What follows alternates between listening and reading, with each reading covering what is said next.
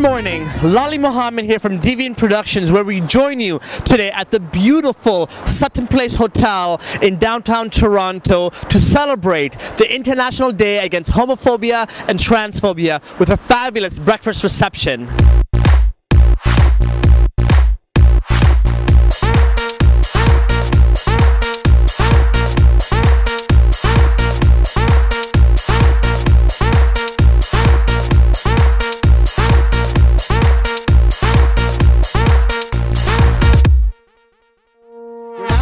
Anna and David from Teach, thank you for joining us. What are you celebrating today on the International Day Against Homophobia and Transphobia? Anna? I think what I'm really celebrating is the fact that youth aren't waiting for it to get better. They're making things better now. Every year, queer and trans communities across the globe come together to celebrate the International Day Against Homophobia and Transphobia in an effort to mobilize public opinion and engage in national lobbying activities. We're trying to work to stop the deportation of Álvaro Orozco, who is a gay young man from Nicaragua who has been fighting for years to obtain what so many people take for granted, the permanent residency. Álvaro has won numerous achievements and awards for his leadership and for his work in queer and trans communities. What are the exact conditions as to why he's being denied his PR residence?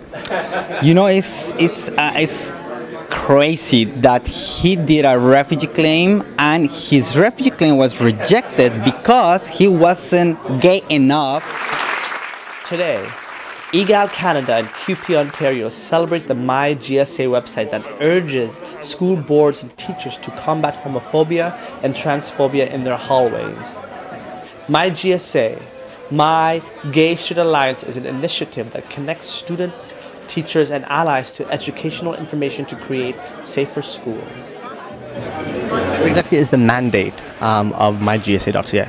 MyGSA.ca is part of EGALE Canada's Safer Schools and Inclusive Education project, and so the idea behind the site was to create a space where youth and educators and parents and people from school communities could all get together and sort of a dialogue about safer schools. Why is it particularly important for the Catholic Teachers Association to be jumping on board with this amazing campaign?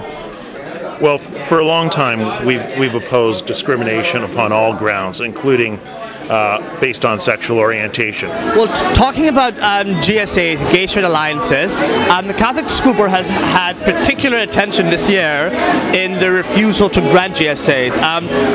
In what ways has the OFL pushed these school boards to change that? Well, we've done it through the English Catholic Teachers Association primarily, that took a very strong stance publicly and got hammered in the media for doing so. But in the course of doing all of that, they also brought public attention to that question. I don't know if you say Happy International Day Against Homophobia or Transphobia, or we just honor it, but nevertheless a hugely important day. I don't think there's cards out for that yet, so maybe we won't say happy, but we are acknowledging it.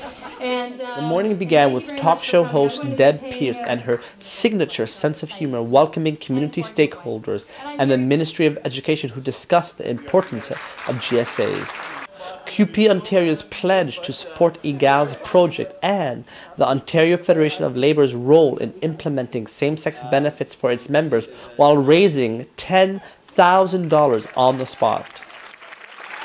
We're now with long-standing activist Jane Farrow. Why are you donating today on the International Day Against Homophobia and Transphobia?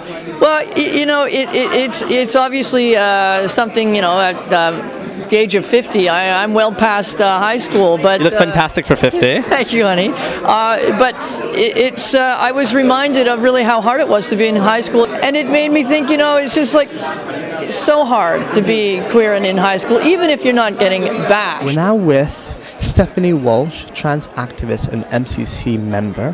What are you celebrating today on the International Day Against Homophobia and Transphobia? Well, we haven't got a lot to celebrate. We're actually hoping to reintroduce a newer version of Bill C-389 that died in the legislature, in the Senate when the election was called. We are not recognized outside of Toronto as having human rights, so we're working away at it and trying to move forward so that one day we can celebrate and we can have an anniversary once it happens. And moving forward, Fred, where do you see CUPE Ontario being in the next couple of years with regards to this challenge and this amazing campaign?